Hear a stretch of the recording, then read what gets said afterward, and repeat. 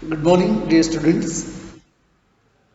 Today's class we are going to learn new chapter from history section. What books and burials tell us? What books and burials tell us? See, in this chapter we are going to learn about the ancient books which are composed especially in our subcontinent. The ancient times books and whatever the different sources, so that we are going to learn, especially here we are going to learn about the oldest books of the world, as well as not only the subcontinent, the world, and the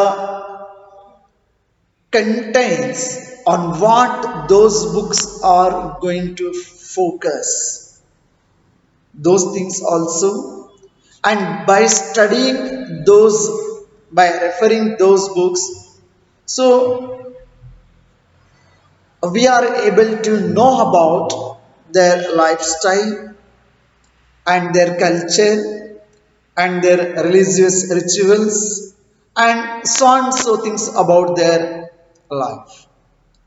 And also, dear students, so we are going to learn especially the burials. That means what we call in Kannada samadhigalu. So ಅವುಗಳು ನಾವು study ಮಾಡ್ತೀವಿ ಅಂತಂದ್ರೆ by studying burials, so we are going to learn some of the important factors and things about the ancient people of our subcontinent. Now, let us discuss about one of the oldest books in the world. One of the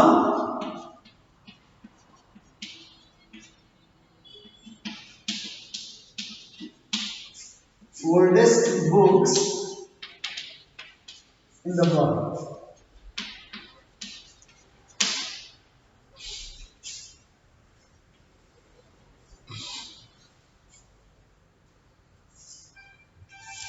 See, I think you all of you heard about,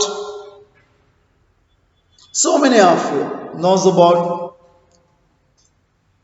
the term Vedas. Almost all of you knows about this. Vedas.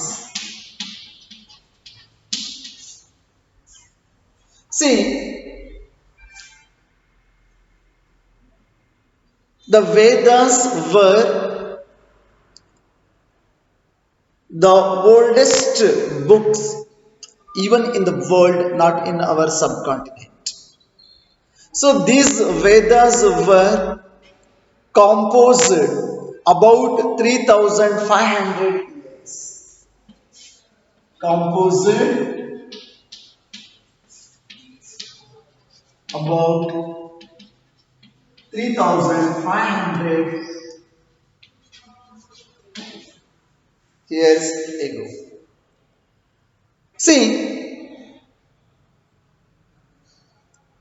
the Vedas were composed a very long back only. So these were the oldest books in the world, not only in our subcontinent. You all of you knows that you may heard about those the Vedas. So there were four Vedas.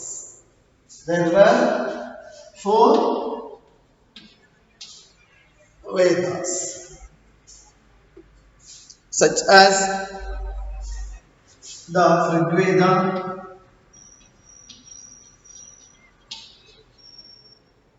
the Yajurveda,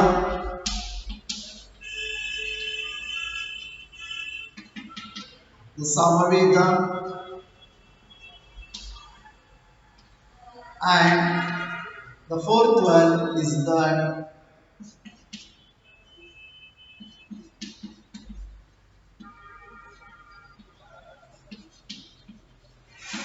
Atharvana Veda. See, these were the four Vedas: the Rigveda, Yajurveda, Samaveda, and Atharva Veda. And also it's called Atharvana Veda also. See here, among all these four, the oldest Veda is the Rigveda. The oldest Veda is Rigveda. So it is composed about 3500 years ago. See, what were the contents of the Rigveda? The Rigveda, it includes more than 1,000 hymns. The Rigveda includes more than 1,000 hymns. There were so many, more than 1,000, and called Sukta. That's called also Sukta. That means well said. Suktas are well said. See, these hymns are in praise of various gods and goddesses. So, most of these hymns, whatever they were composed, so the most of these are in praise of various gods and goddesses. See, especially in this Rigveda, three gods are very much important. So, here in this Rigveda, there were so many gods, they were praised, and among there are three gods are very special. First one is the Agni. So three gods, they are especially important. So one is the Agni. So we all know that Agni. That means Benki. What we call in Kannada, Benki or fire. So Agni means the god of fire. The god of fire. Agni Deva. We used to call it as Agni Deva. Understood? Then the another one important god, Indra.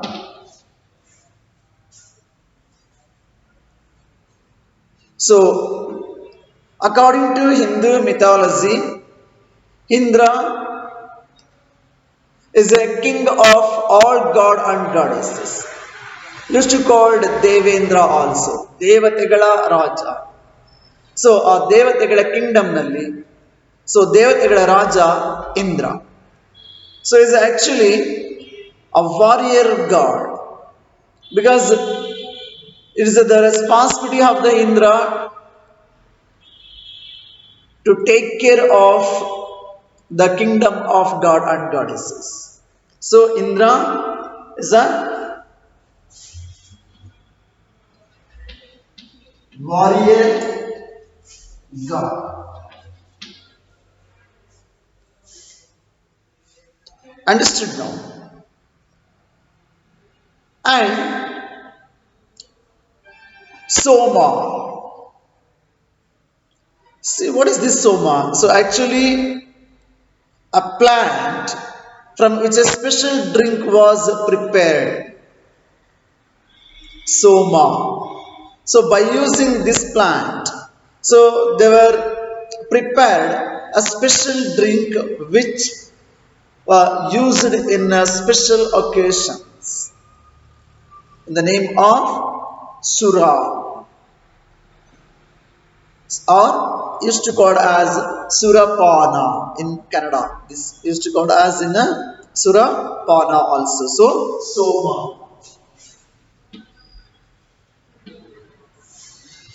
a plant from which a special drink was prepared.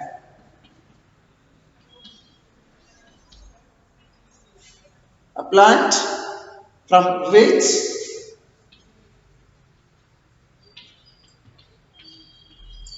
a special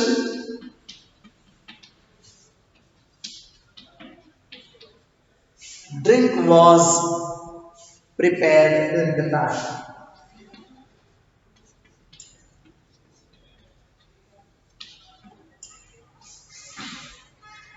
See, in Rigveda, there were many gods and goddesses, they were praised. So, there are three gods especially important which were praised in the Rigveda: Agni, the god of fire; Indra, a warrior god; and Soma, so a plant from which a special drink was prepared. See, whoever composed all these more than thousands hymns or all these four Vedas, who are composers? So, dear students, these hymns were composed by rishis. So, these were actually composed by rishis. So, those were called as sages. Rishis or sages. So ಋಷಿ ಮುನಿಗಳು ಈ ವೇದಗಳನ್ನ compose ಮಾಡಿದ್ರು ಅನ್ನೋ ನಂಬಿಕೆ.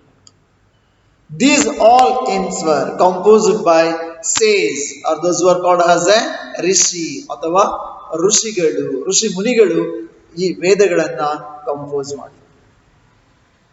See, priests taught students to recite and memorize each syllable, word and sentence bit by bit with great care.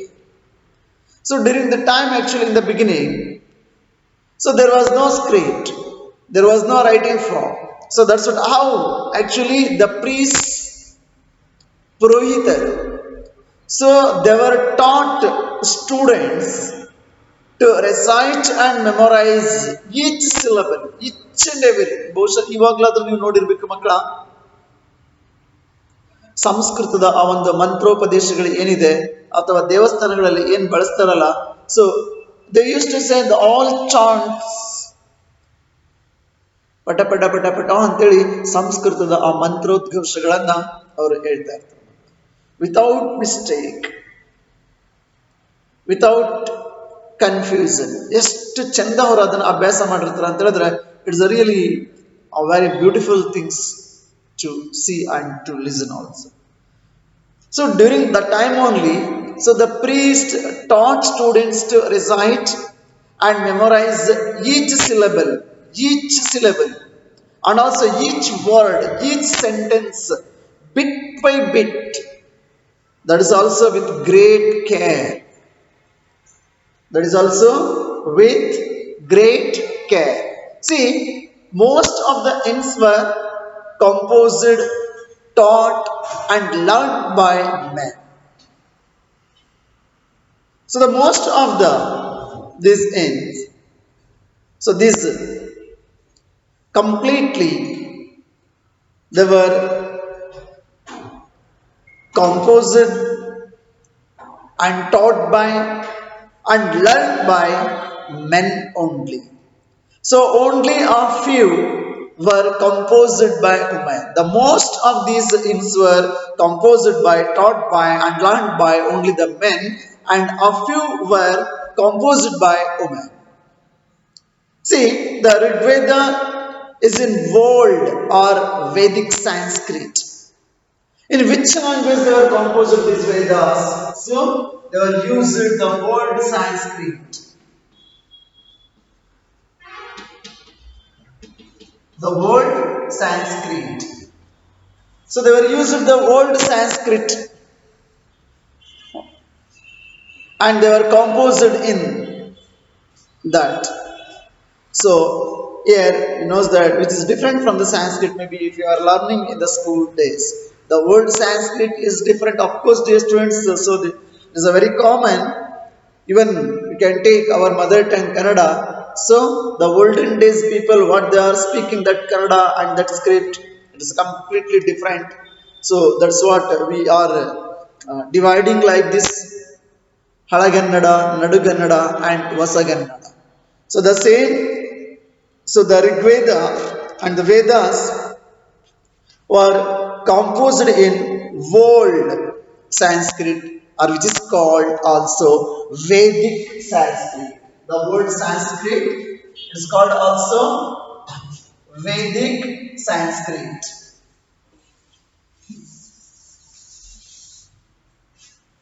So the Vedas were composed in Vedic Sanskrit. Okay.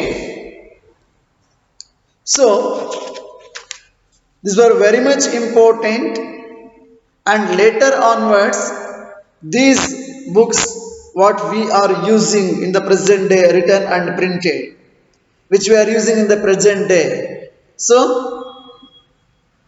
the books we are using in the present days, which are written and printed. So here the Rigveda, it was recited and heard rather than read. So instead of reading, so actually they were recited, batted, and it was written down several centuries after. When these Vedas were written, so several centuries after, ಹಲವಾರು ಶತಮಾನಗಳ ನಂತರ, so actually ಈ ವೇದಗಳನ್ನ ಬರಹದ ರೂಪದಲ್ಲಿ ಸಂಗ್ರಹಿಸಲಾಯಿತು. Especially so it was first composed and printed less than about 200 years ago only. So before 200 years ago, so there was no printed Vedas. So just these Vedas were transferred in a different way, one generation to another generation. So recently these Vedas were first time composed and printed. It is about less than 200 years ago only. I hope dear students you are able to know about this. Now I would like to tell something about the Sanskrit and other languages. The relationship, the similarity between Sanskrit language and other languages. So just we will see.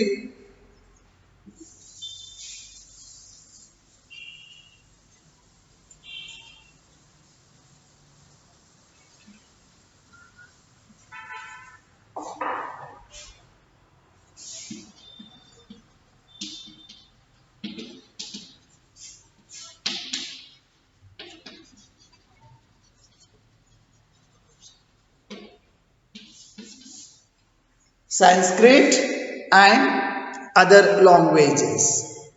So, what are the similarities and the relationship between Sanskrit and other languages? See, dear students, so at present we used to call as a Sanskrit is the god and god. According to Hindu mythology, used to say there is a god and goddess language. Deva Bhashe anta kariತೀವಿ. So Sanskrit is a part of a family of languages which is known as Indo-European. Understood now? So Sanskrit is a part of a family of languages known as Indo-European.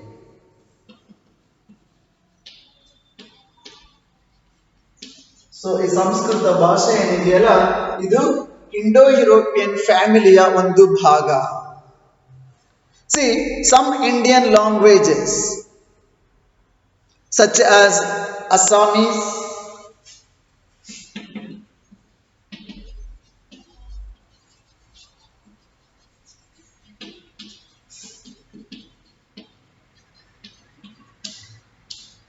so and Gujarati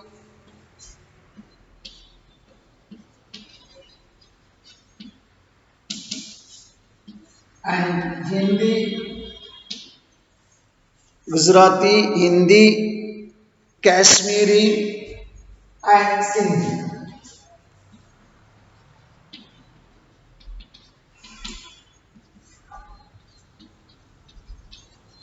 So these are some of the Indian languages. Okay. Then Asian languages. So what were the Asian languages? So these were actually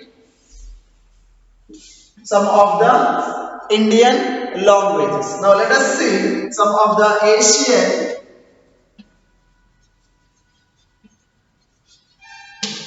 languages such as Persian. Okay, Persian and many European languages. So Persian is one of the Asian languages and many European languages.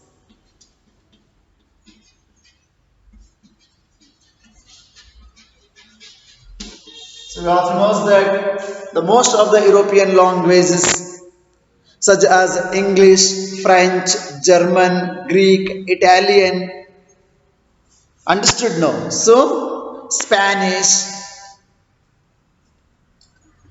So the European languages such as English, French, German, Greek, Italian and Spanish. So all languages are belongs to this family and they are called a family because they originally had words they originally had words in common. So that family we used to call as a Indo-European languages family. Sanskrit is a so the part of this Indo-European languages family. So what are the languages are the members of this Indo-European family now? So the Indian languages such as Assamese, Gujarati, Hindi, Kashmiri, Sindhi and the Asian language Persian and European languages such as English, French, German, Greek, Italian and Spanish. So these are all belongs to this Indo-European family and they are called a family. Why? Because they originally had words in common. Some of the words are of common words there we can see. So including the Sanskrit also. So that's what Sanskrit is a part of a family of languages is known as Indo-European family. So now next class we are going to discuss about so how the in this Indo-European family we are called as a family. All these languages, all these Indian languages and Asian languages and then European languages. So, because originally these languages had words in a common. Understood now? So, that commonality that we are going to learn in next class. Thank you. Have a nice day.